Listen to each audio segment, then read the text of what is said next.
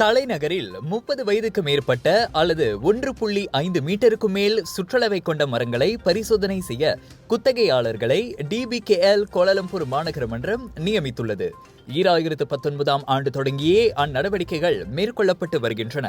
அதன் வாயிலாக இதுவரை 175 மரங்கள் அபாயகரமான நிலையில் இருப்பது அடையாளம் காணப்பட்டுள்ள வேளை அதில் 147 மரங்கள் வெட்டப்பட்டுள்ளதாக கோலாலம்பூர் மாநகர மன்றத்தின் ஊடகப் பிரிவு ஓர் அறிக்கையின் வாயிலாக தெரிவித்துள்ளது. தலைநகரை சுற்றியுள்ள மரங்களை கண்காணிக்கும் நடவடிக்கைகள் அவ்வப்போது தொடர்ந்து மேற்கொள்ளப்பட்டு வருகின்றன.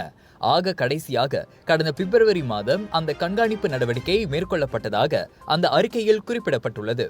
அந்த கண்காணிப்பு நடவடிக்கையின் போது அடையாளம் காணப்பட்ட 28 மரங்கள் கூடிய விரைவில் வெட்டப்படும் எனவும் அது கூறியுள்ளது.